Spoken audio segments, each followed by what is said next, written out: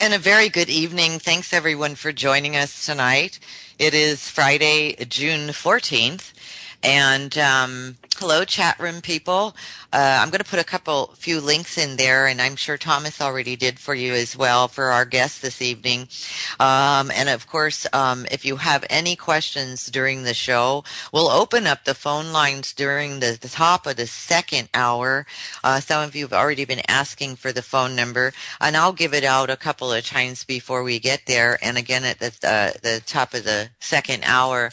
But let's let our guest get we want to get to know her before we start taking phone calls. So hopefully you can have a little patience with that. I appreciate it. You always do. But if you want to jot down the number is 347-688-2902. That's 347-688-2902, or Skype in at Freedom Screen. All right. Listen, I have something I want to mention to you all this evening before we get started. A lot of coincidences and synchronicities have been happening. And it's actually, I'm very heartfelt sad today for a dear friend of mine, a military man named John T. Vasquez. A lot of you who have been following me for quite some time, you recognize the name because he was on the show two different times. And of course, one of those shows I did a co-host. I asked my dear another radio show host and owner of the GIC, Bernard Alvarez, to help me with the show because we had so many people on that show, and Bernard was very cool about that. He said no problem, and basically what it was is. The name of that show was Military Soldier John Vasquez Relives the Fort Benning UFO Abduction Incident. What it is that in 1974, John Vasquez was in the military and stationed at Fort Benning. And the Fort Benning incident is a very big incident that a lot of you who are UFO people, or researchers, you all know about the Fort Benning incident because it's been talked about ever since the late 70s.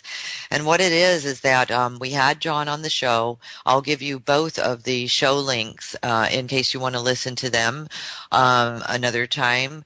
And of course, those of you who are on Facebook, both of those links are on the Facebook page as well. And you can go ahead and download them and listen to them another time. But here's my point, and I'm not exploiting anything. Let me tell you something. John contacted me in 2011 several times and said, could I help him be a part of exposing the Fort Benning incident? He'd already had a book out called The Fort Benning Incident, and he had a publisher, and they weren't seeming to do much, you know what I mean? And so what happened is he was looking, he made it his life's mission since about 1980 to look for the other men. 1,300 troops were abducted by the UFO experience that he describes is unbelievable, and the debriefing they did with them, and how these men lived their lives. Well, what happened is he ended up finding after that interview, the first interview that we did in September of 2011, he got a hold of Command Sergeant Major James Norton, who was also stationed at Fort Benning during the time that this incident happened. And the Command Sergeant Major decided to come forward as well. And another gentleman who knew about it as well, who was also in the military, but stationed out of, I believe, North or South Carolina, which was Paul Dale Roberts. And so my dear friend, Bernard Alvarez, host Bernard Alvarez, and I hosted the show with all of these gentlemen. Now, let me tell you something that was kind of spooky. A couple of weeks after we did this show with all of them exposing their story, Command Sergeant Major James Norton, I was contacted by John Vasquez to say that James Norton was suddenly in hospital. And James Norton soon died. And then we tried to verify that he really died. Did he disappear? And James Norton had a piece of a craft when they were doing a complete hazardous cleanup. He got a tiny piece of the craft. and had it buried on a piece of property. When John Vasquez, I told John, you've known them for like a year now, call, or, friendly with Command Sergeant Major James Norton and his wife, call the wife. When John called the wife said, do not contact us anymore. A couple of months after that, I was contacted by Command Sergeant Major James Norton's daughter. Keep in mind, during this time, I also did a very in-depth show and much research with another broadcaster for the last 40 years. If you're into UFOs, you know him, Mr. Jerry Pippin. And we did a 4-hour show. It was supposed to be 2, and then we pre-recorded because there was so much information. We got a 5th person involved that was living on the base. And we did that show. So you understand, everything was culminating very quickly. Then Major James Norton passed away. The daughter contacts me. She wants to talk to me. Then John started to contact me quite often at the time because he was worried. Now, John was never worried. One time I said to John Vasquez, I said, John, aren't you worried they're going to come after you for exposing this? And he said, nah, nobody, they don't want me. But see, as John started to get more and more soldiers involved, it started to get weird. So Sergeant Major James Norton passed. Daughter contacts me. John contacts me to tell me that he was taking his son to school or picking him up from school, was sideswiped by a big truck, and ended up in the hospital. And after that, things got really weird in later of 2011. John got very concerned. He wanted to put together a show with the new guys that were coming forward. He got panicked. He wanted to reveal some documents. He needed to get them to me. And he was starting to really lose a grip. And I was really worried about John. And I was also getting 5 calls a day from John. And as you well know, I am a journalist. I am a researcher. I do shows. It got really hard to keep up with John. Well, I just got word today from another comrade of John Vasquez. I'm so sad. And I'm so sad that someone in this group didn't contact me prior. Apparently, John passed away May 30th of last month. And so I was contacted again by one of his comrades. And after the show tonight, I'm going to contact his comrade to find out more because they're reaching out to me. So I need something from all of you, and please pay special attention to this. I'm just about ready to cry. My life's in danger. I'm just going to tell you that right now. Anyone that was involved with this disclosure's life's in danger. All right? I am going to speak to these gentlemen who are trying to reach out to me. I'm going to talk to them. I'm going to do something. I'm not sure what we're going to do, but this is what I would like. To pray, please, for Command Sergeant Major James Norton and his family. Please pray for the innocents. If you ever listen to these videos, these shows that John Vasquez was on, you will hear the innocence in this man's voice. Please pray for him and his son, his young son, and his family. Because whatever has happened to John at this point it's not an accident. I'm not going to buy it. I don't care what anybody says. I'm going to call Bobby Garman after the show, who is a comrade as well in a military uniform. So I'm thinking that he was probably one of the guys John Vasquez wanted me to contact. I will let you know. I will keep you up to date. I would like you to pray for all of us involved in bringing a lot of information that our military has hidden from us for a long time. Please go and check out those interviews. And if you have a chance, it's John T. Vasquez on Facebook. Drop a prayer on his wall. Maybe a lot of you already recognize the name. Maybe you're already friends with him. And that's all I have to say about that. Like I said, I'm very sad because John had an incredible innocence about him. And it took me months of talking to John to bring it forward.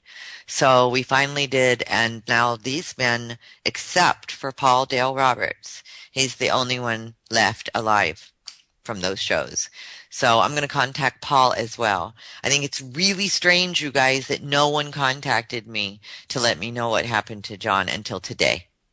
So keep that all in mind, and I will keep you up to date. And I was very glad to be a part as I talked to Bernard Alvarez today as well. And Bernard and I we're so sad because these were wonderful men, and they exposed a very dark secret about Fort Benning and what's going on behind the scenes. My guest this evening is fabulous. I'm so glad to meet her. We chatted today a little bit. This is going to be a fabulous show. I'm honored to have her on the show this evening. I'll give you a little bit of background. Of course, it's all linked up in her websites and her art as well. She's a numerologist, and I'm very interested in what she has to say this evening. Her name is Ruth Drayer, and she's going to cover a lot of ground tonight, so you might want to really pay attention this evening. And of course, if you want to contact Ruth after the show or maybe tomorrow or something for a numerology reading of your own, all of her information is linked on the schedule page. And I'll drop a link right now for my producer to drop into the chat room for you. The schedule page has all of Ruth's information. Wonderful how this all worked out. Mia is another woman who just kind of showed up out of nowhere. She'll be on the show next month. But Mia was scheduled for tonight, and about, I guess a week ago or so, Mia couldn't make it. A really cool thing happened in her life, and she needed to be there tonight for an event. And so she hooked me up with Ruth. So you see, there are no coincidences, and what a perfect evening to have Ruth. You know, Ruth is born and raised in Washington, D.C., and has lived throughout the Southwest and India, and moved from Santa Fe, New Mexico to Tyler, Texas in 2010 to be close to her kids. And she began giving intuitive and spiritual focused numerology readings in 1972. So Ruth really knows what she's doing. And since that time has read numbers for people around the world, taught, lectured, appeared on radio and TV, and participated in whole life expos, you name it. Ruth's very famous. And as a numerologist, she is in the line of Pythagoras and Dr. Juno Jordan. Ruth works internationally through Skype. So if you're on Skype, you'll be able to work with her if you're in other countries, because I know we have a lot of other countries listening tonight. She is presently developing an intuitive introduction of numbers to appear on YouTube, and getting her numerology software CyberPro updated and reprogrammed for today's computers. Ruth spent 15 years working on the 4 editions of her book, Numerology. The book in numbers, each edition updated and rewritten, a rare opportunity for an author, and the biography of Nicholas and Helena Roerich, the spiritual journey of the 2 great artists and peacemakers, published in America, India, and Italy. She has written numerous articles and columns for magazines and newspapers, and produced the Nicholas and Helena Roerich DVD. Always an artist, Ruth is a colorist and paints abstract acrylic, which she calls dreamscapes. And her eclectic background includes studying art in churches, museums, and galleries while traveling throughout Europe and Asia. It's wonderful. She sent me quite a few of them. And by the way, I'll be putting them in the article and in the video of this interview. So you might want to take a look at all her, some of the artwork that I've had the opportunity to take a look at and share with you all. She attended the California Institute of Numerical Research, Wilson Teachers College, D.C., University of Texas at El Paso, Texas, and University of Santa Monica, California, learning counseling, conflict resolution, and peacemaking, color theory and therapy. Worked as a florist, interior and window display designer, artisan advocate, managed 2 art galleries, a flower shop, and antiques and collectibles. Ruth is also a life coach and conducts workshops on creativity and imagination. She has 4 grown children, 6 wonderful grandkids, and 1 remarkable cat. And the cat is also going to be in the video. Absolutely adorable. I'm privileged, honored to introduce you to my guest this evening, Ruth Drayer. Ruth, welcome to the show, and thanks so much for making the time to be here tonight. Thank you, Roxy. That was quite an introduction. I got tired just listening. Oh, my.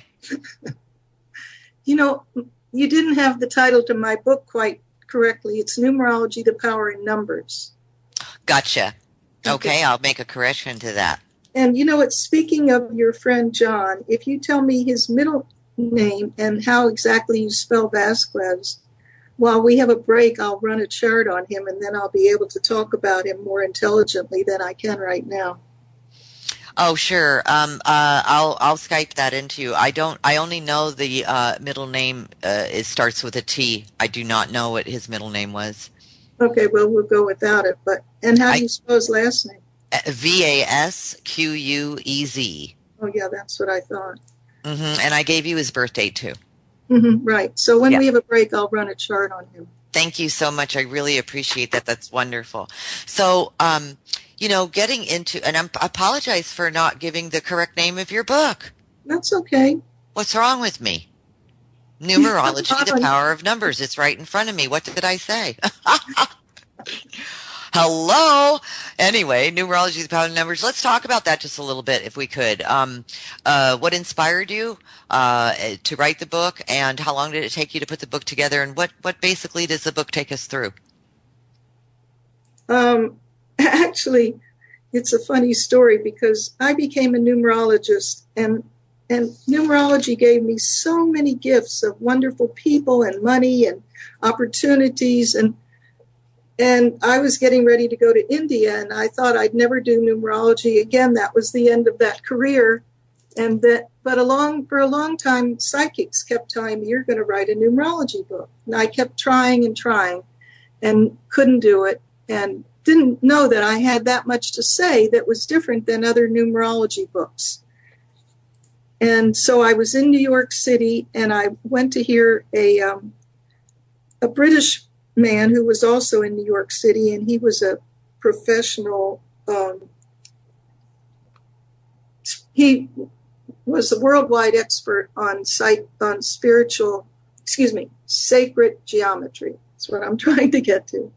So I sat there and listened to him and thought, that's so interesting. Well, then when I came back from India,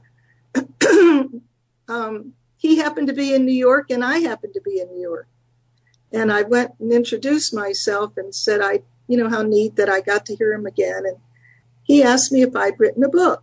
And I said, no, I've tried and I've just given up. I'm waiting for God to send me a ghostwriter. He said, well, I suggest you have one. It lives inside you. So the whole time he was talking, I was thinking, well, if I'm going to write a numerology book, what would I call it? And the name just popped in my head, and it was Numerology, the Language of Love. And that's the name that book was written under, but agents changed it and said, it sounds like sex, and it doesn't sound like anything that'll sell at that time. And this is a long time ago. But once I got that focus, then I realized that everybody that tries to write a book about numerology, and they try to prove how scientific it is, and I never could understand really that perspective, because I come from an intuitive place, and there's a lot of things I don't know until I open my mouth, and then they come out, or I sit down and start writing and they come out, but I don't know that I know them. So, all the measurements and everything that everybody's sending me, you have to see how high the pyramids are and how many inches, and all that makes so much sense to a lot of people. And it's like, well, great, I'm fine with that, but that's not where I go with numerology.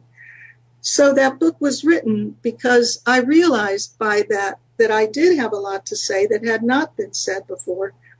And the first few copies of the book came out with the subtitle, A Right and Left Brain Perspective, because that's what numerology is to me. It's like you learn some rules, that's your left brain, and then you open up your right brain and you go into your intuition and you share your knowledge. And I came to that because Juno Jordan, who'd written the book that was the most important book in my past about numerology, and she was a huge force for all the numerology that's known that we all use now. She lived to be almost 100 and started doing numerology when she was 14.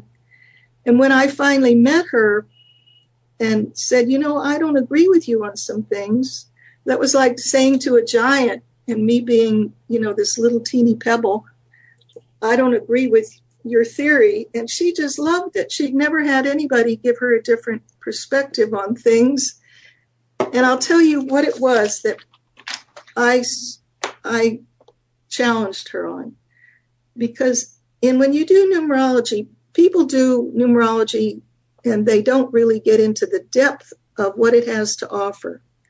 So you, Roxy, and I both are the vowels of our name add up to sevens.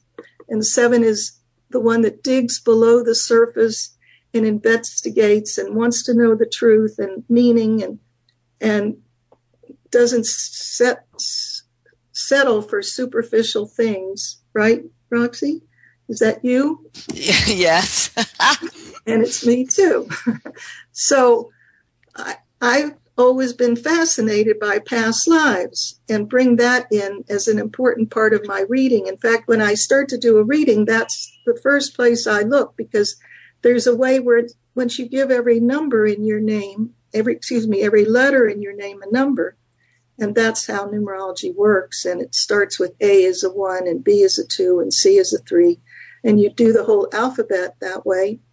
Once you give, so you go, it goes 1 to 9, that's A to I. Then J comes back and it's a 1 again, and it goes J to R, and that's 1 to 9. And then you come back and S is a 1 again, and then it just goes to Z, which is the 26th letter. It's an 8. So once you give every letter in your name a number, and you can count up how many 1s, 2s, 3s, 4s, that's like a very general overall view of past lives. And so once you lay that out, then it's like the whole reading just plugs into that, because we've all come to learn that's what we're doing here. If we were perfect and we had it all together, we'd be on some other plane of existence, but we wouldn't be on Earth.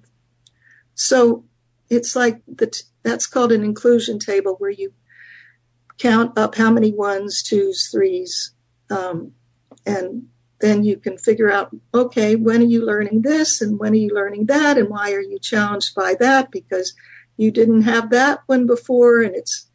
And I worked up your chart. So could we go to you? Actually, we can when we get back from the break. I'm looking for the break. It should have been here already. So I don't know. Magic. We have no break, but the break is going to come up any second. And again, thanks for being with us. And my guest is Ruth Drayer. The book is Numerology: The Power of Numbers. And Ruth was just about to get into showing us a little bit of how this works, and I have volunteered to have a reading. So and how wonderful! I'm privileged. I'm loving this. So yes, by all means, Ruth, you have the floor. Thank you. Well, in the meantime, I did John's numbers as well. So this is really interesting, because no wonder you feel so connected to him. You both have, when you add, now let me just preface this with different numerology books have different titles for the same things. That's never been standardized. So what I call the vowels of when you add up the vowels, you add up the consonants, you add up the whole name. And to me, the consonants are your personality, and the vowels are your heart's desire, and the destiny of the whole name is really and you use your name at birth. So it's the most what it's all about. And you have the same destiny that he did. And they're both 7s. So yes, of course he would have been digging around and finding information that no one else would have known about. And so do you, right, Roxy? Yeah. Yes. And so it's like the 7 wants to go below the surface all the time. And there's a lot of weirdness that goes on with the 7. And people misunderstand it, and they draw all kinds of conclusions. And it's easy for the 7 to have people against it, because it's a strange number. It's called the bridge, and it bridges 1, 2, 3, 4, 5, 6 with 8 and 9. And people who have a 7, they really tend to, it's easy for them to put up walls, or it's easy for them to be misunderstood. because it's such a different number. It's like, doesn't really connect with any other number. And so people like see it as a mirror, and they look in there and they can't really feel you. They can't really touch you the way they think they can. And then they get their feelings hurt, and then they misunderstand. There's a lot of misunderstanding that comes around 7, and the vowels of my name add up to a 7 also. So he was digging around in there, and when you add up your whole name and your whole birthday, when your birthday is called your birth path, that forms a new number that comes up in later years. So for later years, yours started at age 48. His later years started at 51. And that's called your attainment number. And what he wanted to do was something that had never been done. And what he was here to do was something that would have taken a lot of courage from him. This is very true. Mm-hmm. Very true. He made it his life's mission. I can attest to that. And he told me all the time there was nothing more to life, that this was it, that he really needed to expose this. He needed to find his other troops, even if he only could find 1 or 2 or 3. And he wanted to warn them. He wanted to warn their families, and he made it his life's mission. He focused on it. That's all he cared about. And he wasn't, he wasn't like a conspiracy nut. You know what I mean? Like, I'd say to him, John, aren't you afraid they're going to come after you? And he'd say, oh no, I'm nobody. They don't care about little old me. Everyone that I tell the story to thinks I'm crazy. Well, because his name added up to a 7. So 7, like, people don't see 7. It sort of stands behind and does its work. So that's when it's the bridge. It's like, who pays attention to a bridge? You just use it. You go back and forth, but you don't go, oh, that's the best bridge in the world. You just take it for granted until the bridge is wobbly. Then you notice it. But he was here to do what he did. And then in numerology, there's a 9-year cycle, and it's different for each person. And he was in the 8th year of a 9-year cycle. And 8 has to do with death and rebirth and regeneration. It has to do with balance. And now here's the really interesting thing to me. When I do the inclusion table of counting up how many of each number did he have in his name at birth, the past life stuff, he had 3 8s. Most the letters that are 8 are H, Q, and Z. Most people don't have any. You don't have any. I don't have any. No, I think I have 1. But it's common to not have any, or 1 or 2. But I don't think I ever saw anybody with 3. And that. Oh, wow. And 8 is karma. And it's not only karma, it's that in many other lifetimes, he was somebody of power who was searching, seeking, and it's even people like alchemists and magicians and bankers. It's good. It's a very wide range of money, power, authority, recognition. All of those come under 8.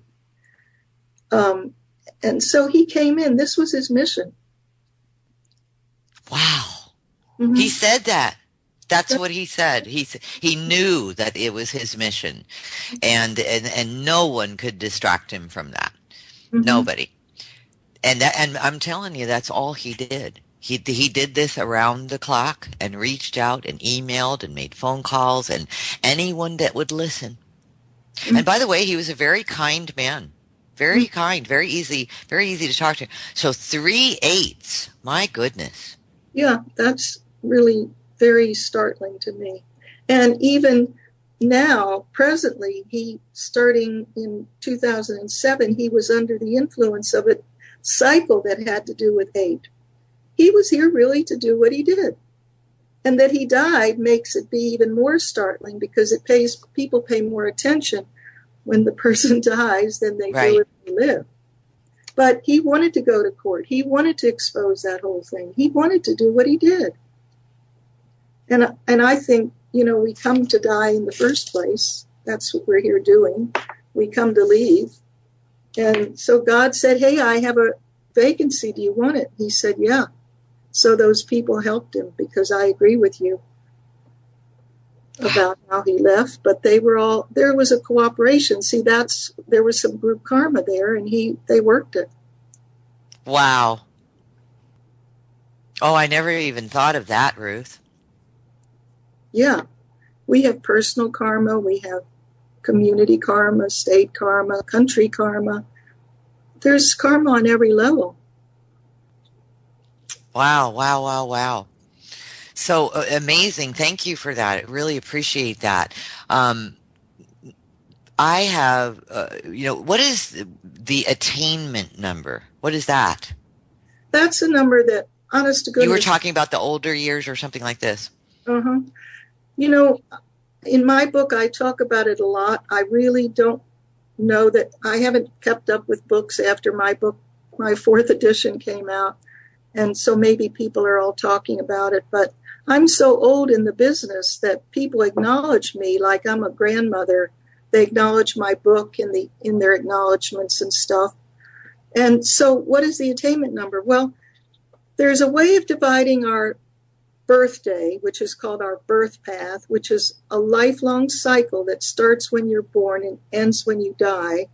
And yours is 6, and it's got to do with, truthfully, it's got to do with love. It's got to do with service, responsibility, relationships. And that was what the vowels of his name added up to. So you two were really connected in many ways.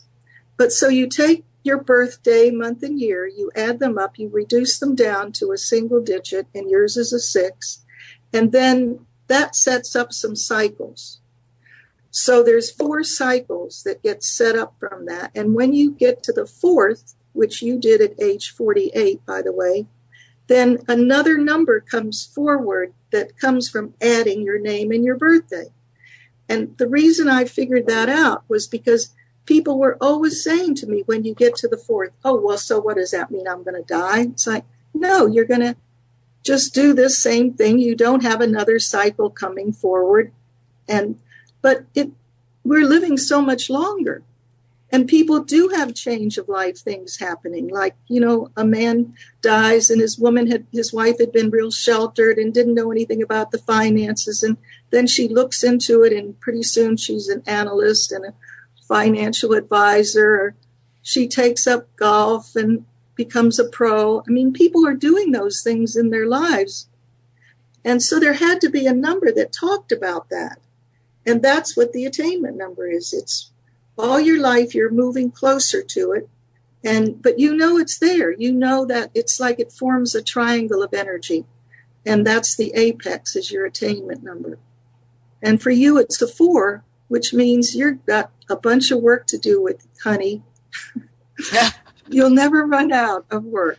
Same time, I want to tell you that it's also got to do with taking really good care of your body, because bodies are 4s. 4 is about structures. It's about the earth. It's Mother Earth. We stand on a structure, and it's called Earth. So you have a real important connection with the earth.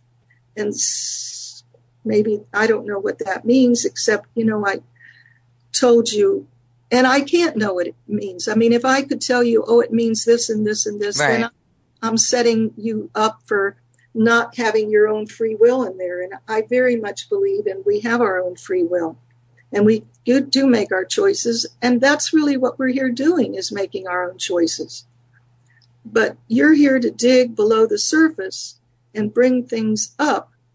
And you, by the way, have done that for many lifetimes as well. Oh, gosh. And the letters that are 7s are G, P, and Y. And those are also letters that most people don't have in their names.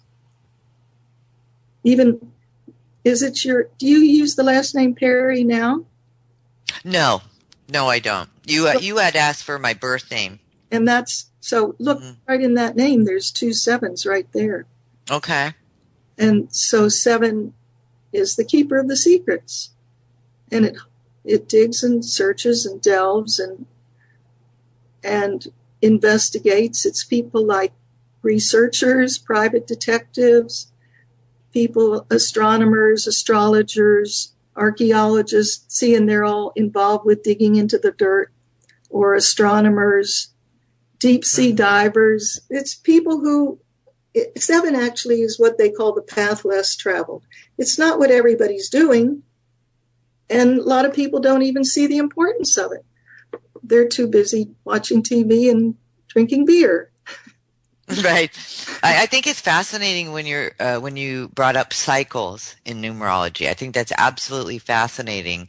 Now, with that personal year cycle, let's say, you'd mentioned it helps you as the reader, when you're putting together the numbers to expose to that individual or read to that individual. Mm-hmm. Tell us how that guidance, is it guidance or is it just sort of revealing to the individual, like you're doing for myself right now, revealing to the individual where those cycles are? And as you said, you don't dictate, what, like you said, for me, connection to the earth, so something to do with the earth. But you don't dictate to me that, it's going to be this kind of career.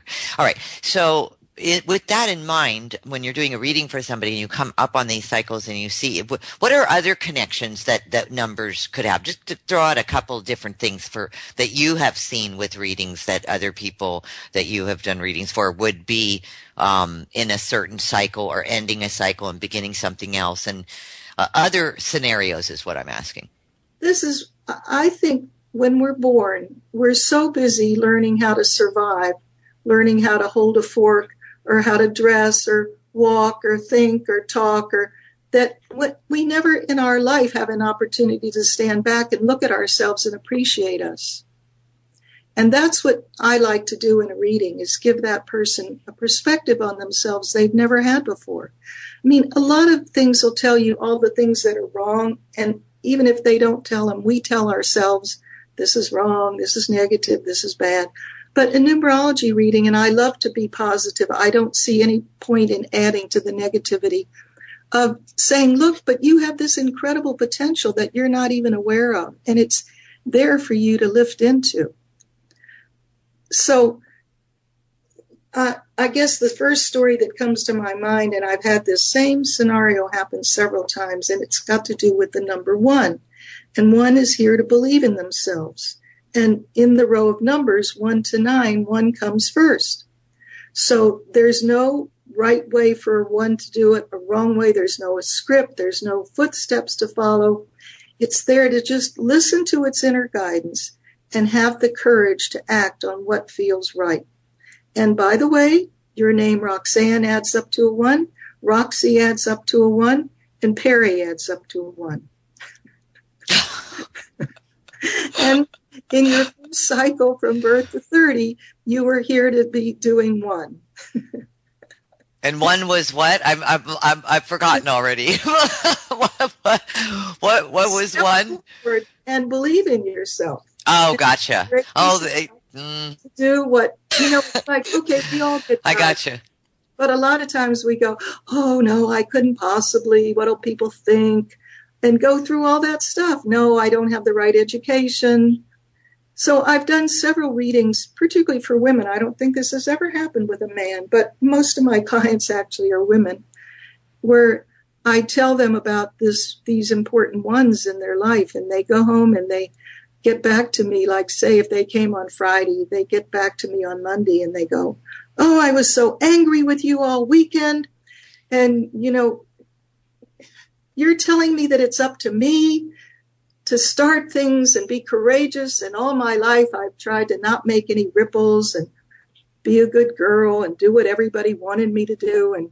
And thank goodness. I mean, it's like they get to the other side of it and they stand up in the strength of it.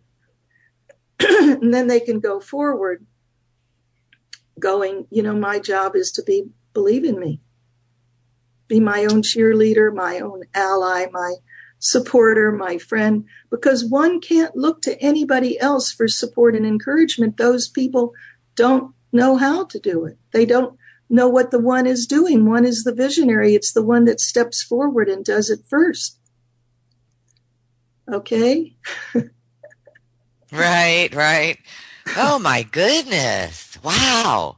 So If you Hmm. turn around and you go, I'm going to wait here till people acknowledge me and thank me and support me and encourage me, you're going to wait a long time. And that's what is codependence. That means Absolutely. I'm not going to do this because nobody told me. But see, if they do say, oh, that's so wonderful, then we, being humans, we go, oh, well, I'll do more of that. They think that's wonderful. I'll keep on doing that. And that's not what the one is here to do. It's you and God. Right. And so with that in mind, Ruth, um, you know, how does that one, like you had mentioned, we were just using me as the example here. Mm-hmm. How does how, for instance, when did my one ever change into something else? According Well, to numerology. well, the ones in your name are always, Roxy's always going to be a one. Okay. As So, long as, okay. Okay. So it's a lifetime achievement thing. yeah. And could Hmm. you think it could stop? How can you stop being the first? I see. I mean, is there going to come a time when you're going to go, ho hum, I know we should do this, but I'll wait for somebody else? Right.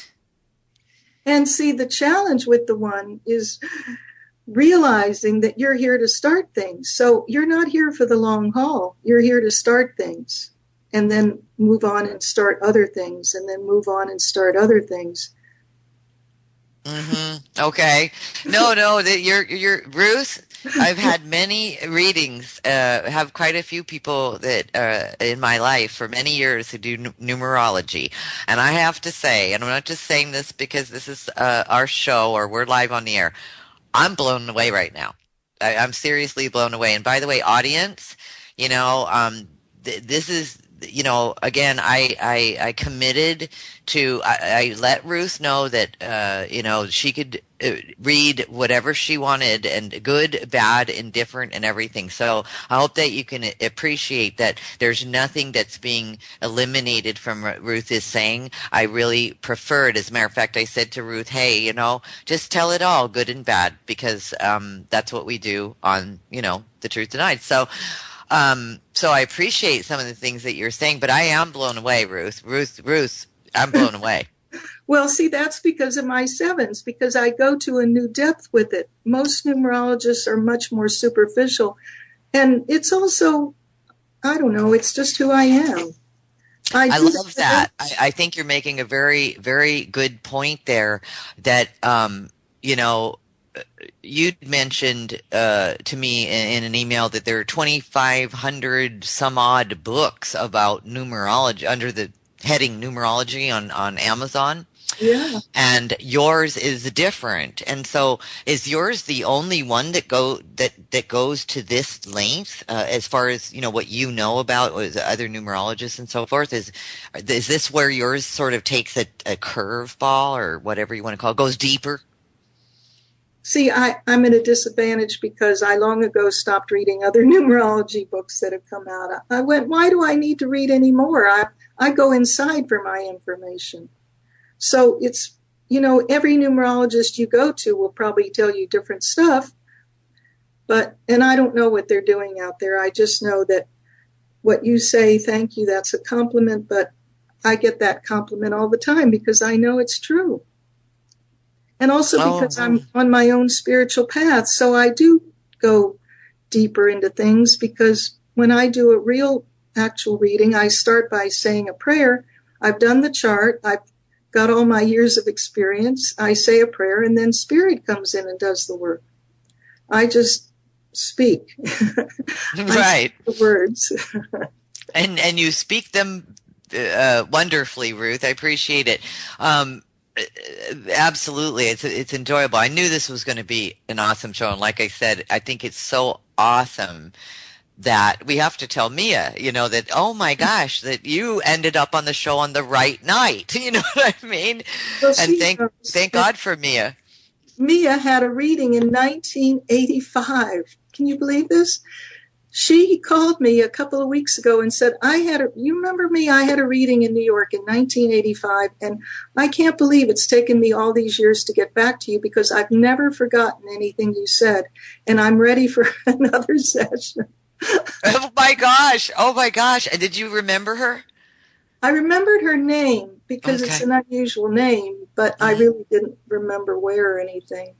Right. Well, speaking of that, from 1985 to 2013, how often should one have a reading? Because that seems like a really long time to wait for another reading. Well, the other put that together with this other story who also was a New Yorker. And this woman wrote me one time and she said, I had a reading 7 years ago. And if your clients never come back to you, don't think it's because you're not good. The problem is you're so thorough that it took me 7 years to get to the end. And I always record my work. So you're not, you're going to have it over and over to listen to. But she said it took 7 years to get to the end. And so I'm ready for a new session now. Oh my goodness. But in answer to your question, see, once a person's had a reading, what I just am doing with you and I do with any first client is I'm teaching you a new language.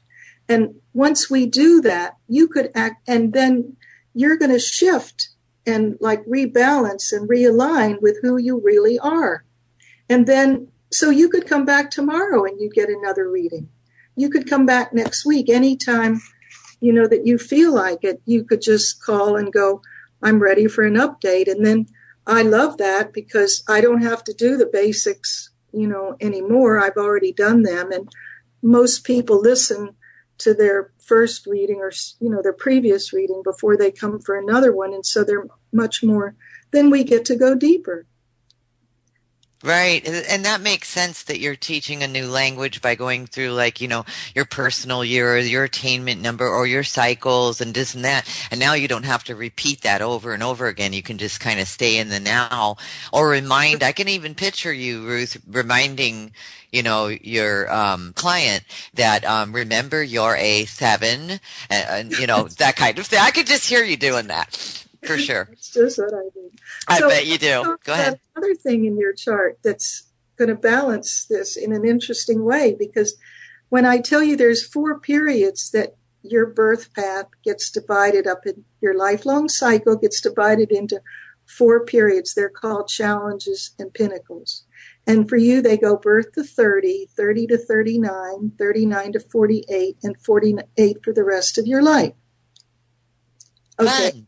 And 48 is when your attainment number came in. So then it takes 9 years for all those numbers to meld together. And then, 48 till 57. At 58, that 4 will be your most important number, attainment. And thanks again for joining us. And if you are just joining us on top of the second hour here, we are speaking with numerologist Ruth Drayer. Of course, the book Numerology, The Power of Numbers. And if you missed the first hour, you can get a little bit caught up. We actually, Ruth was doing a couple of readings and just amazing. And if you missed it, you'll just have to get it on the archive because it's been fascinating. I have my jaw dropped right now. But Ruth,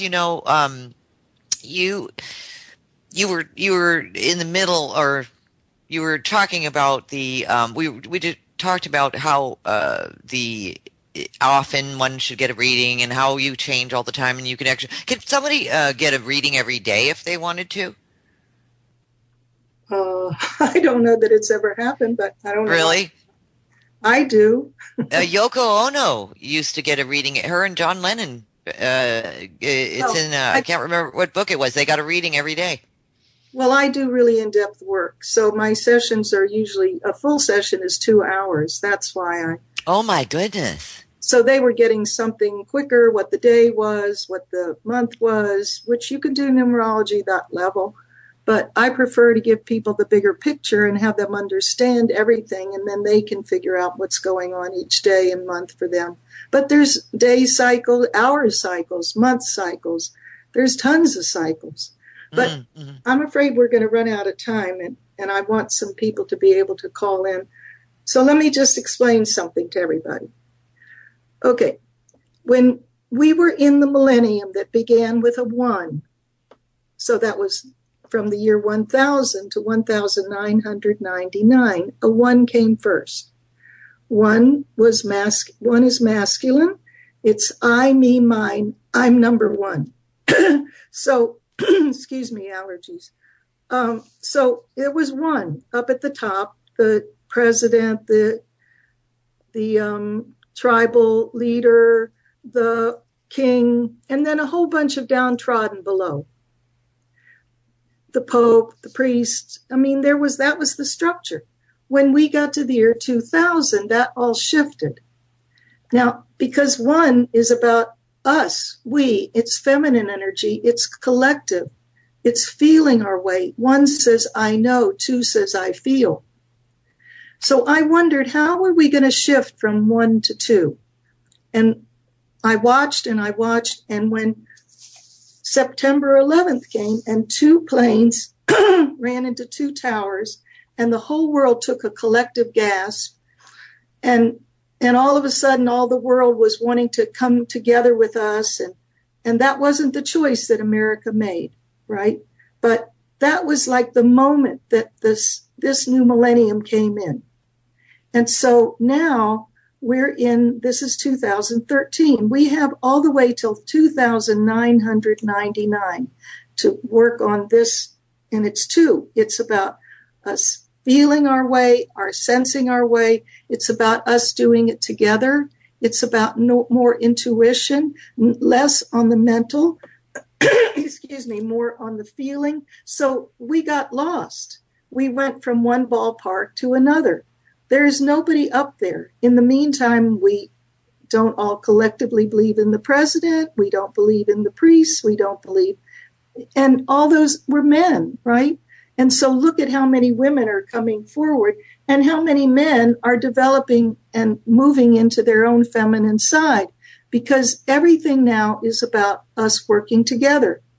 Now, I was so struck, and I don't know if you saw this or talked about it, but just 3 or 4 days ago, there was a UFO alien disclosure by the Canadian Minister of Defense, who came forward and said, there's 4 different groups of aliens who've been coming to us. I believe in UFOs. I don't have a doubt in my mind about it. The Canadian Minister of Defense said that. Well, that's what I think is going to happen. This millennium is about us all coming together. It's not just about us doing it, but it's about us all realizing we're a collective. And so there's that longing in all of us to work together. And when somebody says, oh, it has to be like that, that's why we're still having war. Because a lot of people are going, it's my way. And other people are going, no, it's my way. But that's going to come to an end. And we're going to figure out how to work together, because we have to. But it's not just that we have to, we want to. That's what this is evolving into. So when you say I feel, but I'm not sure what I feel, I'm so sorry, I have all these allergies now.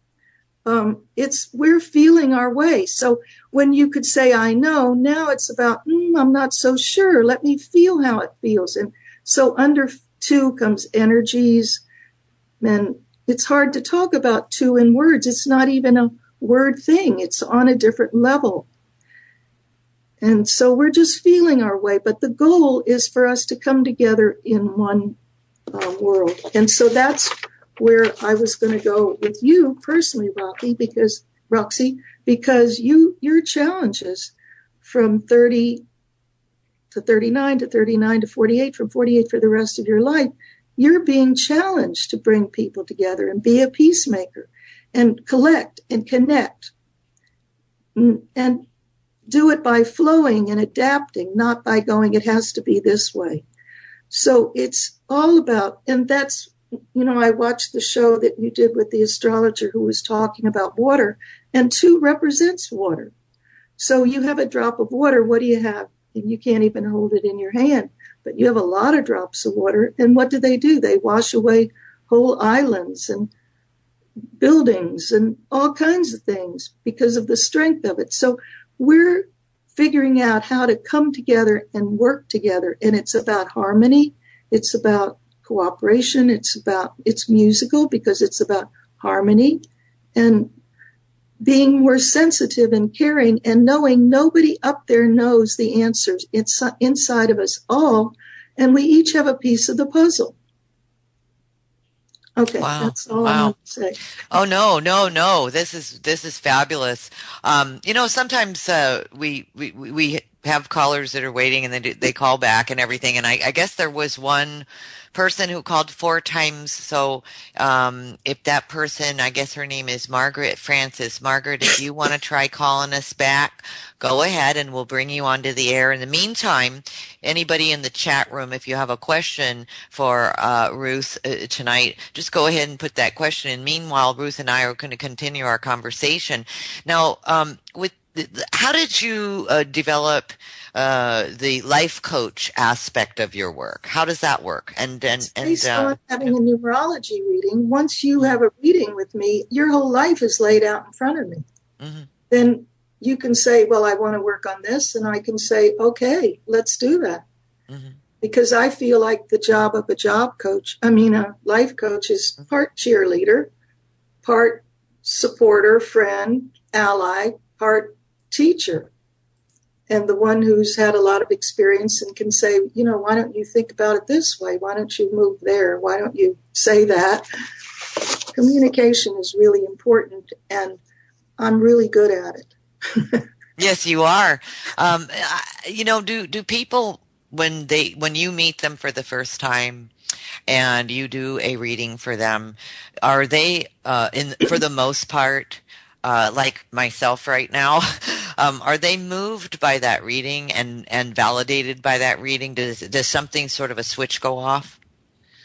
Or on? I know this sounds pretty egotistical, but if somebody says you're not right on, I go, there's a mistake here because I am right on. And it's not just me. I mean, that's the energies I work with. I work with really the highest energies there are. And a lot of my readings heal karma. I have a way of looking at the numbers because your name lays out the whole blueprint of your life, year by year by year by year. I can look and I can even go back into your parents, what was going on with them when you were born. I mean, it's amazing what can be done. And I love doing it. I love sitting across from someone or now by Skype and seeing them, all the wrinkles leave and the stress go out of their face and them lining up and go, yeah, this is me. Wow. Why do we get lost? Why do we get lost in it? Like, why weren't we all born to just know numerology? Why are there specialists like yourself? And how do we get lost in forgetting or not recognizing our life's patterns and cycles? And, why is that? Well, it's all got to do with, first of all, planet Earth is a school, and we're all here at different levels. So there's some people in kindergarten, there's some people in graduate school, so we'll never all see things the same way. And then we have a huge choice of whether to take it and use it in a negative way or use it in a positive way. Or we can spend time going, it's so bad, it's so hard, instead of, okay, it was bad, it's hard, now what do we do next? Now, what I just told you, that's a huge shift in consciousness. Yes, it is. Absolutely. It's very empowering. Totally. Yeah. That's what I love doing, is empowering people. But I'm not giving them any false information. I'm doing readings because I believe since life is school, before we were born, we sat somewhere in some giant schoolroom and we had advisors, as above, so below. So we had advisors. They laid out our whole blueprint and said, look, you can go to Earth, you can meet these people, you can heal, you can grow, you can develop this. And we go, that looks like fun.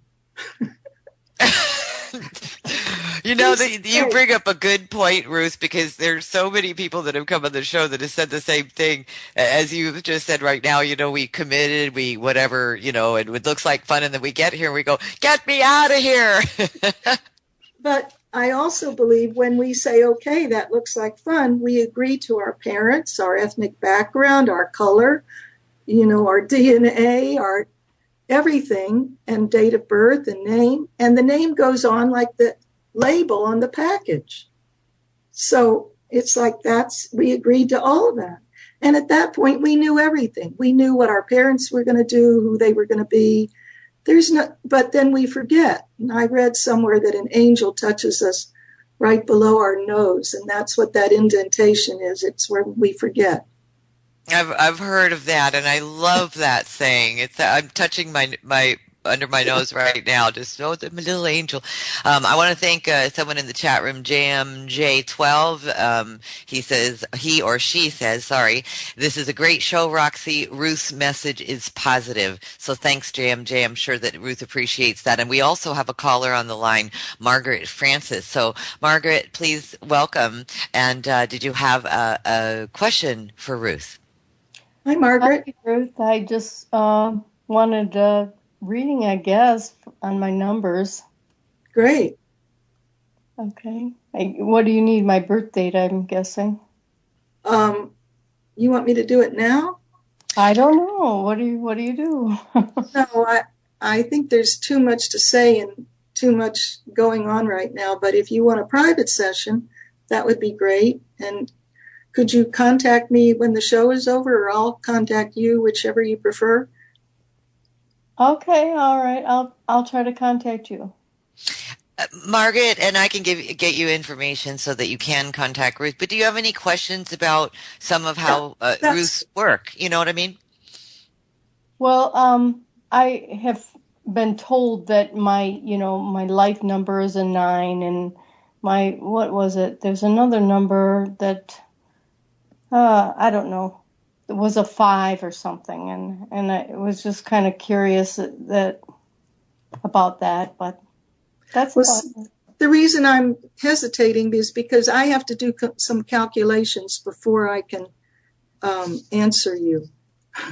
Right, I understand that. Well, anyway, tell me your birthday. I'll tell you what your birth path is. It's January 22nd, 1957. Okay, so the way numerology works is wherever there's a compound number, you add it. So 22 turns into a 4, and 1957 is 17, 18, 19, 20, 21, 22. Great, I knew this was going to happen. It's like, so these are the master numbers, and they take much more understanding than if they were just, so having the 22nd, that's a master number, and your birth year adds up to a 22. When I'm talking about, okay, you're sitting up in heaven and your advisors lay out your blueprint, what you said, Margaret, was, okay, that's great. I'll be happy to do all that. But as long as I'm going down to heal my stuff and grow, what can I do for the world? And so that's like saying, okay, I want all the extra credit courses I can cram in. And then they said, are you sure? You went, yes, I'm sure. And then you got here and you went, uh-oh, what have I done? So your life's been real complicated, hasn't it? Oh, I think so. It doesn't always, the things I'd like to do, kind of the people that surround me are inhibiting me from pursuing that, and I don't want to step on any toes. And it's just like if your birthday adds up to a 9, your life lesson is love, unconditional love, but it's also drama. It's also intensity.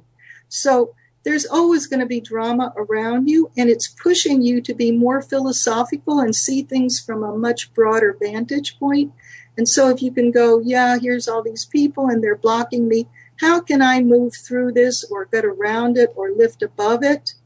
And if you just really send them a big thank you, I love you, and I'm moving on because I'm here to do a lot of work, because actually to have a 9 birth path, you're here to finish it all up and go home to the heart of God. You came in with a big agenda of things you wanted to complete, and you're completing them. So if you're letting these people block you, just go, thank you, I love you, and I appreciate you being in my life, but I've got other things I need to be doing. Well, these people are my children and my brothers and sisters, and to say that to them really means that I will be alone completely if I say that to them. They won't accept my answer. Well, see, part of that unconditional love is you for yourself. And by the way, let me tell you, 9 is a very impersonal number. So it's as hard as this is, it's like letting go of the personal and understanding you're here to help the world. But first of all, being in the number 9 is forgiveness, compassion, tolerance, acceptance, unconditional love. And you have a very big life lesson. And so being forgiving with yourself, being forgiving with them, but focusing on, if you listen to the advertisements while we were on break, that you are a spiritual being having a human experience. And you've come in with a lot of things to do. And you're not going to be alone. You'll let go of those people. Other people will come forward into your life. Well, I'm finding as I'm getting older that, the things that I've gone through have made it difficult for me to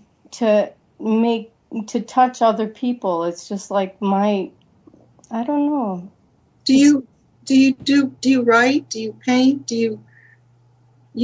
That's got to do, your 9 is the greatest appreciator of art and beauty of any number. So if you'd start journaling, if you'd start writing, if you channel that energy into another direction, it would really give you something of your spirit to connect into. Well, I've been gardening a lot. And great. That's wonderful. Bring beauty. You're here to bring more beauty to the planet. I've always felt that any place that I've ever lived always looked a lot better after I'd been there. Absolutely, and it's true. So work at it, girl. Okay, thank you so much. You're welcome. Thanks for calling, Margaret, and I'll put you in touch with Ruth if you want to after the show, okay?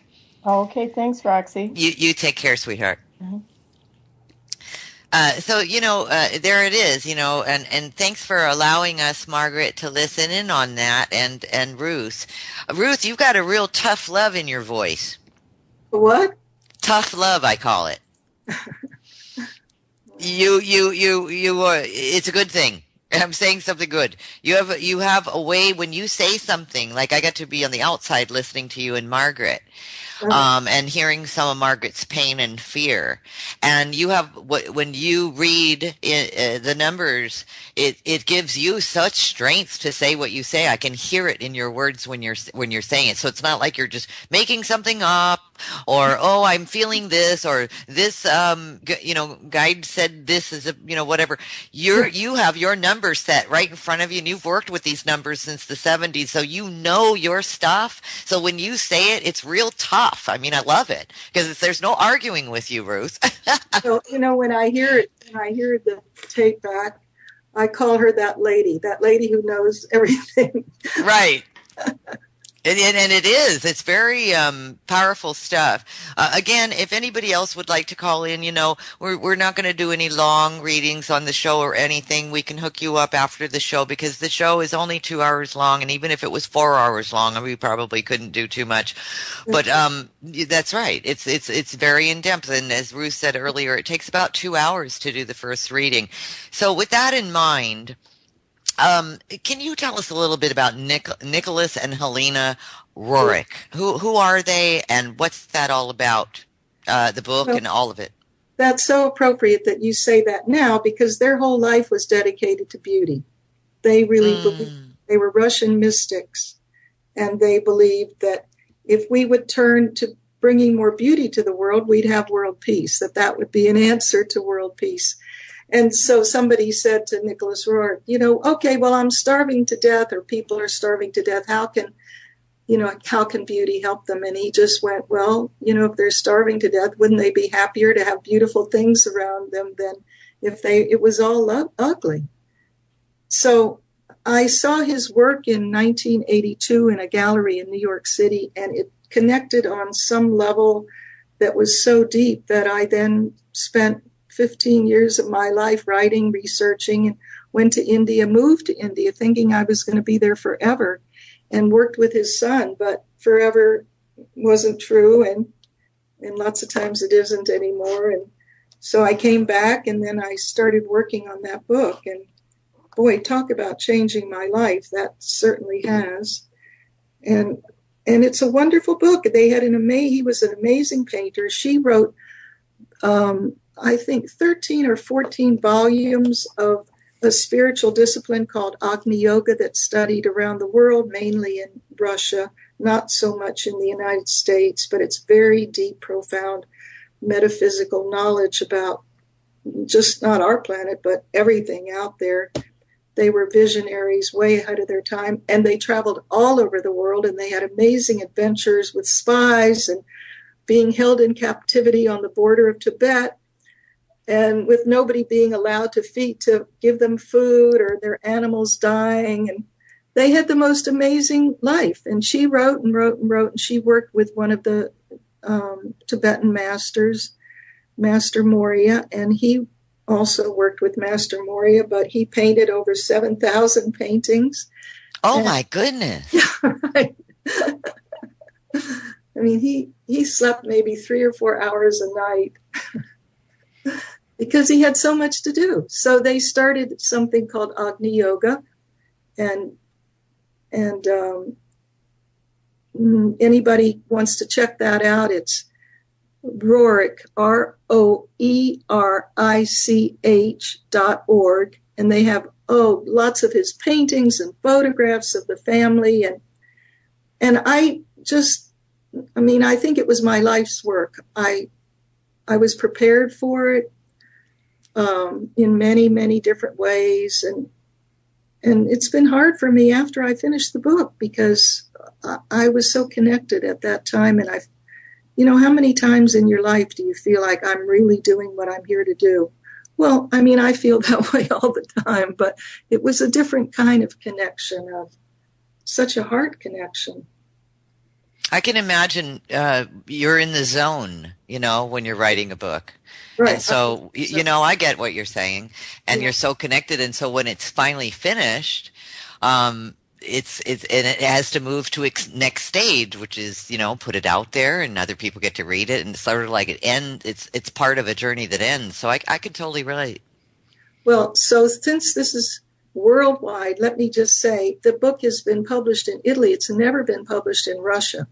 So if there's someone out there who would be a publisher or translate it into Russian, that would be awesome. And also, it's come up real clear for me that it's time for that to be a movie, because his life was so fascinating and so colorful. Not his, theirs. Right, Nicholas and Helena. Yeah, sure. Yeah. Uh-huh. It sounds fabulous. I'm looking at the cover of the book right now. And if anyone wants to take a look at that, just go to the link that we dropped in a little while ago and take a look at the cover of the book. And what year? I'm sorry, I missed it. What year were they around? What years? He died in 47, and she died in 55. Mm. Yeah, they definitely look from another age. And he looks like a real serious guy in this photo. He loved that. That was his PR shot that showed him as a mystic, which he was. But it was also a very dramatic time in the world, and he loved that. He loved being part of it. I mean, he had an amazing story. He got involved with the United States government, and Henry Wallace, who was vice president under F. Franklin Roosevelt. Henry Wallace was like this big follower of his. And all right, we're at the last 20 minutes of the show, 25 minutes. It's going by so fast, Ruth. You're just so full of information. I knew. Good stuff, too. Real good stuff. Yeah, we're always going to be, and as I've been saying as of late, for months now, every time I get a guest on, I say, can you please come back? Because there's so much more to talk about. And so it always just leaves us open for communication in the future. We're speaking with Ruth Drayer, if you've just joined us, a numerologist. And of course, the book is Numerology, The Power of Numbers. And if you want to join or take a look at Ruth's YouTube channel, it's Ruth Drayer, RuthDrayer. And of course, that's all going to be linked up in the articles and on the video that we're going to put out. So I know that the listeners know the drill about that. So don't worry, you'll see it. But is there one in particular that you just put on your YouTube channel that you wanted people to take a look at? Yeah, this past week, I got my first thing up on YouTube, and it's good. Explaining, it's like a little meditation on taking people into the intuitive side of numbers and introducing them to the numbers from a different angle. So I'm not teaching numerology. There's plenty of that on the web, but on YouTube. But this is like a different way to look at the numbers. Mm-hmm. I do see it, and it's called, let's see, it's called Numerology, Opening Your Intuition by Making Friends with Numbers, right? Uh-huh. Okay, so I'll go ahead and put that in the chat room as well, and I'm glad that you let us know about that because I can also put it in the article so people can take a look at it another time as well in the archive. The intuitive, what does that mean as far as this particular video goes? The intuitive side of numbers, what exactly is that about? Well, because people, when they go to learn in numerology, they are learning somebody else's words. And they even do that. Oh, on page so-and-so, it says, Ruth Drayer says such and such in paragraph 3. And I don't want people to do that. I want them to get a feel for the numbers so that they can look at their own chart or look at somebody else's chart and go, oh, look, that's a 3. That 3 can be playful and not take things seriously. So if you put that next to an 8 and an 8 is controlling and exacting, you're going to have problems. And so, how do you work them out? And also, I believe that the numbers are two families. So there's a family of even numbers and there's a family of uneven numbers. And the even numbers are like the left side of the brain, and the right and the others are the uneven numbers are the ones we call odd, and they're the right side of the brain. And you asked, why don't we know who we are and what we do? It's because there was so much emphasis on the mental throughout time. Now we are moving more into our intuition and more into our love and acceptance. And look at what's going on in the world. Yeah, there's a lot of really scary stuff, but there's a lot of people praying and doing community and let's work for the common good and bring peace. I mean, there's never been a time like this. So it's a time to, start to go, well, my intuition feels this way instead of, I read this in a book and I'm quoting it. And right. And you know what, Ruth, I have a question about that. There are so many people that write in or comment on Facebook and things. And I brought this up on a couple of different shows very recently. They're confused. And is this a time where we really are learning to trust that intuition, right? Trust your heart, trust your love chakras, your love, your heart. Is this a time that we're sort of just learning to do that? We're kind of not used to it. What else do we have? Right. That's all part of this millennium. Look, here's an example. My youngest son was 3 years old. I was getting divorced. He came to me and he said, Mama, what's the matter? I said, nothing. Well, I'm not going to explain to a 3-year-old what's going on, but when I said nothing, I invalidated his intuition because I told him, you're wrong. Everything's fine.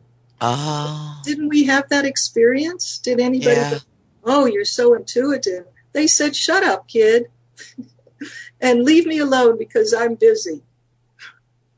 So it's risky. It's really risky to start listening and feeling your way. But what else do we have? This is so true. That's a great way to explain it that I think we can all understand. We kind of got our wires crossed back then, and then we start uncrossing them. And, that's just part of our life's lesson as well anyway. You know what I mean? It's just like, there's an argument for both sides of what you said, like what does a child understand, everything. Right. But even in education, really, if teachers had the luxury to just encourage kids to know what they know instead of going A, B, C, D, it has to be. I mean, I went through school and got marked down all the time when I wrote opinion because my opinion was saying the same thing theirs were, but I said it in different words. So I got marked down. Is that right? Yeah, I was one of those kids that fell through the cracks. Oh. Well, I'm glad you did, because that's where I am. I think a lot of people can relate to that. Let's talk about your dreamscapes. And by the way, thanks for sending me a few of them. How did you get started painting, and what inspired you? And what there's some just by the names of your paintings, something says to me that it's more than it's very expressive. But I'll let you talk about it. What's up with your paintings, because they're absolutely fascinating. Oh, thank you. Well, I always knew that I was very gifted, but I got to the point, and I like to draw, but it bored me. So I got to the point where I went, I'm never going to draw anymore. And then I focused on numerology. And then I got into sculpture, which is three-dimensional. And so you use it with your hands, or I did. But the time came when I just had this incredible love of color that I needed to do something with. And after working on the Rourke book all those years, I've seen, of his 7,000, I can't tell you how many reproductions and videos and everything I've seen of his work, but it just kept mounting that I needed to do something. So I studied color healing and I studied interior design, but none of it was right. I just started painting, and I needed someone to give me permission to not know what I was doing because I didn't want to draw and then paint what I drew. That just was like paint by numbers to me, and I didn't want to do that. So I found a teacher who taught me how to she gave me some rules. She said, your eye wants to recognize shapes. So when you see one coming in your work, you're going to try to make it happen. But turn it upside down and then keep on working. And so that's how my early paintings were made. I kept turning them all around because I'd go, oh, look, there's a bridge. I'll make that bridge me more so. No, I didn't want to do that. And so I just don't know what I'm doing from beginning to end. I just pick colors and start that way, but I have no idea what it's going to turn into or how long it's going to take. I don't know what its name is going to be. I just am painting is all I'm doing. And that's how I teach it, that, if you sit down and say, okay, I'm going to do a painting, that's like the kiss of death, because then you get performance anxiety. I have to do a painting. But if you just go, I'm going to paint, then you can open up to spirit. And I'm about to do another YouTube, and I'm going to teach that you create a sacred space. You invite in your angels, your guides, you open it up, invite Jesus, whoever, Buddha, and come in and occupy that space and surround yourself with white light. And then just start to paint, and it's going to go somewhere. It might take a long time. Sometimes I've even had paintings in shows, but I haven't really liked them. And so I go, you don't have this big list of people who are dying to buy everything that comes off your easel. Just paint over it. And I do. And then they come out much better. And I just love painting. I'm in my own 9-year cycle. Where can we look at some of those? My website is www.ruthdrayer.com. That's where the paintings are, right? Uh-huh. Okay, great. Thanks. Just wanted to throw that out to the listeners. See, in my own 9-year cycle, last year, 2012, was a 9. I ended a 9-year cycle. 2013 is a 1. It's a new beginning. Well, between the two, it's like everything that I used to do, I didn't want to do anymore. I moved, and so I even went through a time of going, I'm not going to paint anymore. But finally, I couldn't stand it, and I started painting again like a couple of months later, and my work has changed. Everything changes when you get into a one, and it's a matter of every 9 years, like wrapping up your life and saying goodbye. I'm moving on to my next thing, and that's what life is about. It's not about doing the same thing over and over. Right. No, you're so right about that. You're so right. And by the way, for those of you who missed some of the reading that Ruth was so kind to give me tonight, Ruth, I had a friend over here. Her name is Mia for the last couple of days.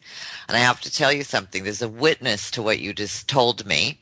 By the way, people, Ruth and I have never spoken on the phone before this show or anything like that. We didn't set out to. Ruth doesn't know anything about me other than my numerology and a person who set us up for the show.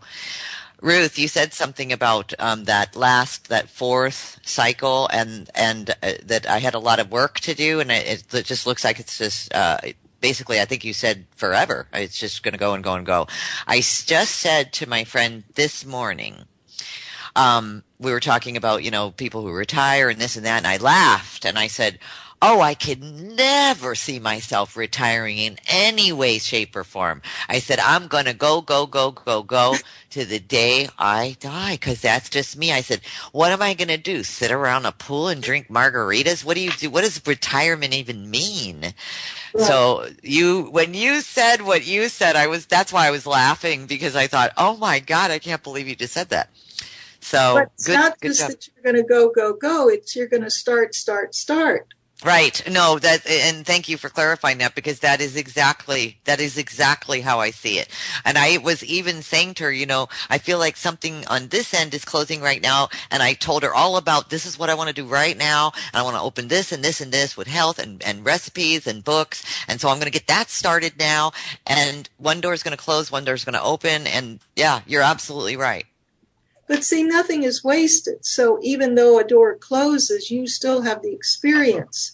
And yes. So, the biggest disjustice we were done in education was we were taught to think in ages and semesters and by 38 or whatever. But life is a journey. It's a whole lifelong journey. So each thing you do is preparing you to be able to do things that come along later. And because you do something, maybe it takes 10, 15 years later, it comes up again. Oh, I read that book, or I took that class. Look, now I can do such and such. It's all together. It's a wonderful thing. I bet you it really encourage people who are sort of stuck to just keep moving forward. I mean, really, I can see where you'd be very influential that way, or very, as an assistant to people. And that's a good thing. Now, why do you think you have mostly women clients? Well, because it's this millennium of time of women. Now, I really believe there's going to come a time in this millennium where men are going to be much more focused into their own feminine side. And then it will culminate in us being people and not having roles, but just being people here on the planet, being ourselves. But right now, a lot of people are still stuck in their roles, and that's scary for men because they've had a clear-cut role, and women have pushed them into it, a lot of it, and encouraged them and helped them. But right now, it's not happening, and everything is shifting and changing. And even saying shift and change, that's too. Flexibility, change, flow, those are things that come under the two. So, we are in December 2012, it was a huge thing that happened. And I'm just so thrilled, but we don't know what that means. So every time you go, I don't know, that's two speaking. But you feel, you have a sense. And then can you believe that it's okay to have that sense that you are okay? Yeah, and then that's walking away from other people and doing your thing.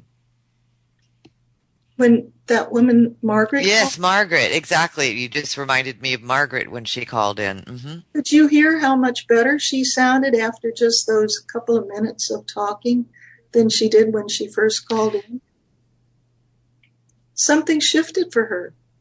I really did. Something did shift. She was lighter. That's right. And I think it was when I started talking about, do something with your artistic energy, something of a much more creative, because that's soul. That's connecting in. Beauty connects us in our soul.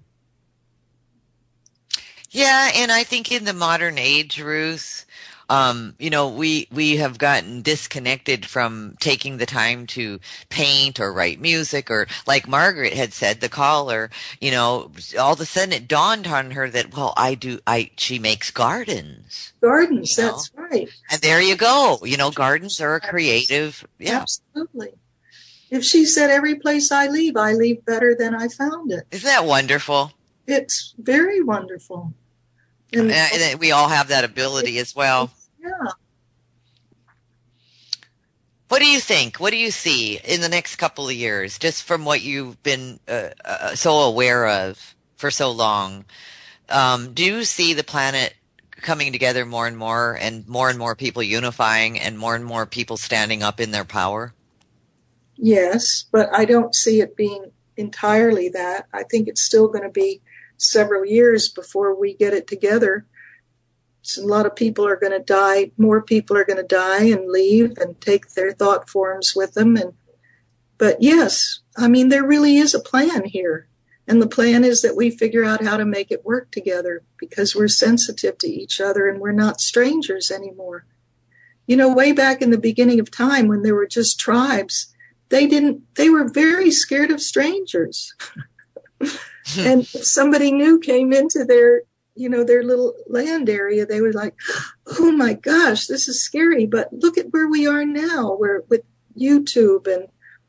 And I wrote an email to somebody, and I thought he was in Colorado, and he answered me, and he was in Thailand. And he answered me within hours. It wasn't days, weeks, months. Right. We're all coming together. And that's part of the plan. That's the hierarchy of the mystical masters, and that's the plan. So yeah, there's still going to be war and people thinking, I mean, how dumb. Can you imagine people thinking, oh, I'm going to kill this person and then whatever, or I'll kill myself and kill this person. Give me a break. How many centuries do we have to do that before somebody says, let's stop? And I think it's the same people just killing each other all over. I was just going to say, is this recycled stuff? Because, as that person just comes back, the other person comes back, and then they just go after each other with the gun, knives, and whatever all over again. That's right. You know what I mean? It kind of, the movie's getting old. It is. It's really old. But, yeah. There's a lot of really good movies out there now. Choose. Right. Well, and it's interesting you bring that up too, because we're hearing so many people talk about that, like that war is just, people aren't, saying, oh, war is evil, or make them stop, or there's not a lot of fear when people are talking about war now. There's so many people, like on my Facebook walls, that just say war is just plain out archaic and stupid. It is, because it's of the last century. It's of the last millennium. It's not. This is about time of making peace and doing what we're going to need to do to bring it all together. Mm-hmm. No doubt. Does the Earth have her own numerology? Do we know when she was born? I don't know. I'm asking you. I haven't a clue. I'll discuss it with God later. I would like to know that, and then tell me what she thinks. I would like to know that. I would like to. Yeah, exactly. I mean, that'd be a topic for another time. That'd be a fun conversation. Find out if the Earth has a numerology, and what she thinks about. What her numbers say. But I can tell you about the United States, which our number and the word America and the one number and the initials USA and our birthday, July 4th, 1776, they all add up to 5, which is freedom and change and choice. So that's why we're such a fast-moving country, and that's why we shift so much, and we just forget and move on to the next thing. And so we're learning about that. We're learning right use of freedom. Oh my gosh, that's wonderful. I hope we live to see it all. Well, we were built on that.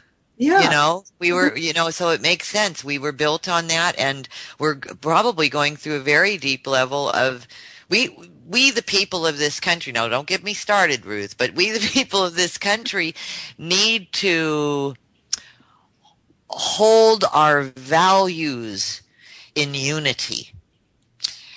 We need to fight and continue to fight. Our forefathers even said we will always have to preserve our freedoms. Well, see, what we're learning is there's no free lunch. You do this happens as a result. Yep. And so if you don't want that result, don't do this. That's what we're learning. And that's Gotcha. We're learning right use of freedom to make the choices that really work for us instead of, I'll just bury all this waste. Nobody will know it's underground. Oh, now we can't build this building because it's radioactive underneath. I mean, we're learning. You don't throw your trash in the water if you want to drink it. There's another way of saying that too. Yes, I know. I know what you're saying. Listen, Ruth, if somebody wants to get in touch with you before I can get the article out sometime tomorrow, if they want to get in touch with you before that, where do they contact you? They can call me on the telephone, 903-534-4873. But if they don't remember that, if they just remember my name and Google it, I'm all over the web, all over the place. Yes, Everything you are. It is there. And So, generally, they just make an appointment with you and give you some. Yeah. You probably require some information and such and so forth. And sounds like it's again in depth. For any of you who listened to the show tonight, I no kid you, the valuable information. Ruth, I'm going to be talking to you another time. And see, then the fun thing is if we work by Skype, or really if we work by telephone, either I can record it, and then right away I can send it to you by email. So immediately you get to hear your reading, and you can download it and hear it over and over, because it's like nobody can stay conscious for 2 hours and remember all that, but you get it back and you get to hear it over and over again. Which is very awesome. Compliment was a friend of mine said, Ruth, your readings are just okay, but boy, those tapes, they're awesome. Well, the tape was of the reading, so. Exactly, and it's like a book of your life. So you could just keep going back to it, and how sometimes something makes sense, and then Right. something didn't make sense, and then 2 weeks later you listen and you go, oh my gosh, I get it. So I bet you there's a lot of aha moments in people's tapes. Yeah, and it's not just in their past, it's in their present, their future. So people that's what I've heard. When you said that, I didn't have anything to connect to it, but now I'm doing it. So, it's just laying out the energies of your life. And there you have it. And Ruth, thank you so much for joining us. We're out of time. Thank you so much. And this was a great, wonderful show. Lots of information. People, her name is Ruth Drayer. Go look her up on the web. The book is Numerology, The Power of Numbers. This was a fabulous show in peacemaking, color theory and therapy. Worked as a florist, interior and window display designer, artisan advocate, managed 2 art galleries, a flower shop, and antiques and collectibles. Ruth is also a life coach and conducts workshops on creativity and imagination. She has 4 grown children, 6 wonderful grandkids, and 1 remarkable cat. And the cat is also going to be in the video. Absolutely adorable. I'm privileged, honored to introduce you to my guest this evening, Ruth Drayer. Ruth, welcome to the show, and thanks so much for making the time to be here tonight. Thank you, Roxy. That was quite an introduction. I got tired just listening. Oh, my.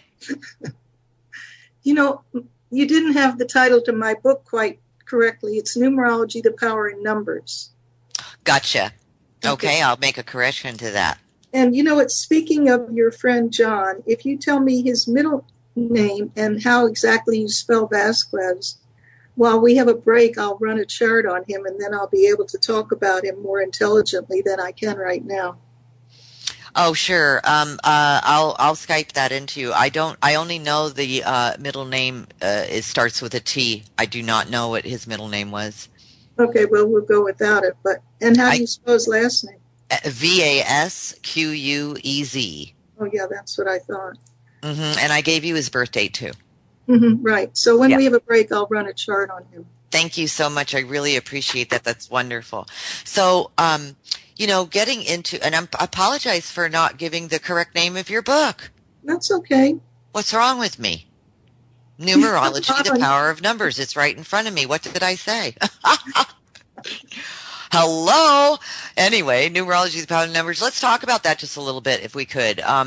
What inspired you to write the book, and how long did it take you to put the book together, and what basically does the book take us through? Actually, it's a funny story because I became a numerologist, and numerology gave me so many gifts of wonderful people and money and opportunities, and I was getting ready to go to India, and I thought I'd never do numerology again. That was the end of that career. But for a long time, psychics kept telling me, you're going to write a numerology book. And I kept trying and couldn't do it, and didn't know that I had that much to say that was different than other numerology books. And so I was in New York City, and I went to hear a British man who was also in New York City, and he was a professional. He was a worldwide expert on sacred geometry. That's what I'm trying to get to. So I sat there and listened to him and thought, that's so interesting. Well, then when I came back from India, he happened to be in New York, and I happened to be in New York. And I went and introduced myself and said, how neat that I got to hear him again. And he asked me if I'd written a book. And I said, no, I've tried and tried. John, and I was also getting 5 calls a day from John. And as you well know, I am a journalist, I am a researcher, I do shows. It got really hard to keep up with John. Well, I just got word today from another comrade of John Vasquez. I'm so sad. And I'm so sad that someone in this group didn't contact me prior. Apparently, John passed away May 30th of last month. And so I was contacted again by one of his comrades. And after the show tonight, I'm going to contact his comrade to find out more, because they're reaching out to me.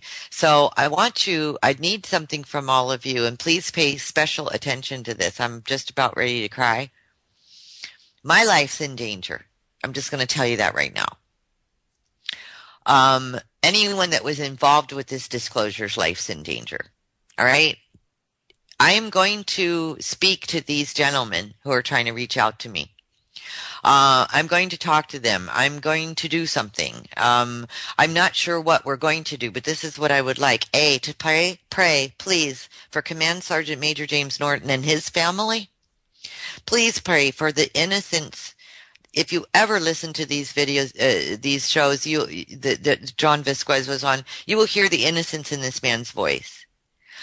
Please pray for him and his son, his young son, and his family, because whatever has happened to John at this point it's not an accident. I'm not going to buy it. I don't care what anybody says. I'm going to call Bobby Garman after the show, who is a comrade as well in a military uniform. So I'm thinking that he was probably one of the guys John Vasquez wanted me to contact. I will let you know. I will keep you up to date. I would like you to pray for all of us involved in bringing a lot of information that our military has hidden from us for a long time. Please go and check out those interviews. And if you have a chance, it's John T. Vasquez on Facebook. Drop a prayer on his wall. Maybe a lot of you already recognize the name. Maybe you're already friends with him. And that's all I have to say about that. Like I said, I'm very sad because John had an incredible innocence about him. And it took me months of talking to John to bring it forward. So we finally did, and now these men, except for Paul Dale Roberts, he's the only one left alive from those shows. So I'm going to contact Paul as well. I think it's really strange, you guys, that no one contacted me to let me know what happened to John until today. So keep that all in mind, and I will keep you up to date. And I was very glad to be a part as I talked to Bernard Alvarez today as well. And Bernard and I we're so sad because these were wonderful men, and they exposed a very dark secret about Fort Benning and what's going on behind the scenes. My guest this evening is fabulous. I'm so glad to meet her. We chatted today a little bit. This is going to be a fabulous show. I'm honored to have her on the show this evening. I'll give you a little bit of background. Of course, it's all linked up. Well, what happened is he ended up finding after that interview, the first interview that we did in September of 2011, he got a hold of Command Sergeant Major James Norton, who was also stationed at Fort Benning during the time that this incident happened. And the Command Sergeant Major decided to come forward as well. And another gentleman who knew about it as well, who was also in the military, but stationed out of, I believe, North or South Carolina, which was Paul Dale Roberts. And so my dear friend, host Bernard Alvarez, and I hosted the show with all of these gentlemen. Now, let me tell you something that was kind of spooky. A couple of weeks after we did this show with all of them exposing their story, Command Sergeant Major James Norton, I was contacted by John Vasquez to say that James Norton was suddenly in the hospital. And James Norton soon died. And then we tried to verify that he really died. Did he disappear? And James Norton had a piece of a craft when they were doing a complete hazardous cleanup. He got a tiny piece of the craft and had it buried on a piece of property. When John Vasquez, I told John, you've known them for like a year now, call friendly with Command Sergeant Major James Norton and his wife, call the wife. When John called the wife said, do not contact us anymore. A couple of months after that, I was contacted by Command Sergeant Major James Norton's daughter. Keep in mind, during this time, I also did a very in-depth show and much research with another broadcaster for the last 40 years. If you're into UFOs, you know him, Mr. Jerry Pippin. And we did a 4-hour show. It was supposed to be 2, and then we pre-recorded because there was so much information. And we got a 5th person involved that was living on the base. And we did that show. So you understand, everything was culminating very quickly. Then Command Major James Norton passed away. The daughter contacts me. She wants to talk to me. Then John started to contact me quite often at the time because he was worried. Now, John was never worried. One time I said to John Vasquez, I said, John, aren't you worried they're going to come after you for exposing this? And he said, nah, I'm nobody. They don't want me. But see, as John started to get more and more soldiers involved, it started to get weird. So Command Sergeant Major James Norton passed. Daughter contacts me. John contacts me to tell me that he was taking his son to school or picking him up from school, was sideswiped by a big truck, and ended up in the hospital. And after that, things got really weird in 2011. John got very concerned. He wanted to put together a show with the new guys that were coming forward. He got panicked. He wanted to reveal some documents. He needed to get them to me. And he was starting to really lose a grip. And I was really worried about. And a very good evening. Thanks, everyone, for joining us tonight. It is Friday, June 14th. And hello, chat room people. I'm going to put a few links in there, and I'm sure Thomas already did for you as well for our guest this evening. And of course, if you have any questions during the show, we'll open up the phone lines during the top of the second hour. Some of you have already been asking for the phone number, and I'll give it out a couple of times before we get there, and again at the top of the second hour. But let's let our guest get we want to get to know her before we start taking phone calls. So hopefully you can have a little patience with that. I appreciate it. You always do. But if you want to jot down the number is 347-688-2902. That's 347-688-2902, or Skype in at Freedom Screen. All right. Listen, I have something I want to mention to you all this evening before we get started. A lot of coincidences and synchronicities that have been happening. And it's actually, I'm very heartfelt sad today for a dear friend of mine, a military man named John T. Vasquez.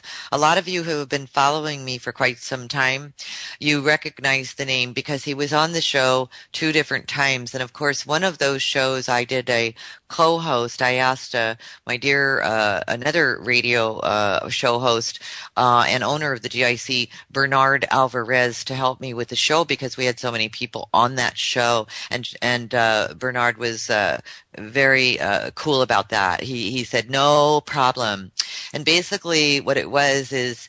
The name of that show was Military Soldier John Vasquez Relives the Fort Benning UFO Abduction Incident. What it is that in 1974, John Vasquez was in the military and stationed at Fort Benning. And the Fort Benning incident is a very big incident that a lot of you who are UFO people, or researchers, you all know about the Fort Benning incident because it's been talked about ever since the late 70s. And what it is that we had John on the show. I'll give you both of the show links in case you want to listen to them another time. And of course, those of you who are on Facebook, both of those links are on the Facebook page as well. And you can go ahead and download them and listen to them another time. But here's my point, and I'm not exploiting anything. Let me tell you something. John contacted me in 2011 several times and said, could I help him be a part of exposing the Fort Benning incident? He'd already had a book out called The Fort Benning Incident, and he had a publisher, and they weren't seeming to do much, you know what I mean? And so what happened is he was looking, he made it his life's mission since about 1980 to look for the other men. 1,300 troops were abducted by the UFO experience that he describes is unbelievable, and the debriefing they did with them, and how these men lived their lives, and her websites and her art as well. She's a numerologist, and I'm very interested in what she has to say this evening. Her name is Ruth Drayer, and she's going to cover a lot of ground tonight, so you might want to really pay attention this evening. And of course, if you want to contact Ruth after the show or maybe tomorrow or something for a numerology reading of your own, all of her information is linked on the schedule page. And I'll drop a link right now for my producer to drop into the chat room for you. The schedule page has all of Ruth's information. Wonderful how this all worked out. Mia is another woman who just kind of showed up out of nowhere. She'll be on the show next month. But Mia was scheduled for tonight, and about, I guess a week ago or so, Mia couldn't make it. A really cool thing happened in her life, and she needed to be there tonight for an event, and so she hooked me up with Ruth. So you see, there are no coincidences, and what a perfect evening to have Ruth. You know, Ruth is born and raised in Washington, D.C., and has lived throughout the Southwest and India, and moved from Santa Fe, New Mexico to Tyler, Texas in 2010 to be close to her kids. And she began giving intuitive and spiritual focused numerology readings in 1972. So Ruth really knows what she's doing. And since that time has read numbers for people around the world, taught, lectured, appeared on radio and TV, and participated in whole life expos, you name it. Ruth's very famous. And as a numerologist, she is in the line of Pythagoras and Dr. Juno Jordan. Ruth works internationally through Skype. So if you're on Skype, you'll be able to work with her if you're in other countries, because I know we have a lot of other countries listening tonight. She is presently developing an intuitive introduction of numbers to appear on YouTube and getting her numerology software Cyber Pro updated and reprogrammed for today's computers. Ruth spent 15 years working on the 4 editions of her book Numerology. The book in numbers, each edition updated and rewritten, a rare opportunity for an author, and the biography of Nicholas and Helena Roerich, the spiritual journey of the 2 great artists and peacemakers, published in America, India, and Italy. She has written numerous articles and columns for magazines and newspapers and produced the Nicholas and Helena Roerich DVD. Always an artist, Ruth is a colorist and paints abstract acrylic, which she calls dreamscapes. And her eclectic background includes studying art in churches, museums, and galleries while traveling throughout Europe and Asia. It's wonderful. She sent me quite a few of them. And by the way, I'll be putting them in the article and in the video of this interview. So you might want to take a look at all her, some of the artwork that I've had the opportunity to take a look at and share with you all. She attended the California Institute of Numerical Research, Wilson Teachers College, DC, University of Texas at El Paso, Texas, and University of Santa Monica, California, learning counseling, conflict resolution,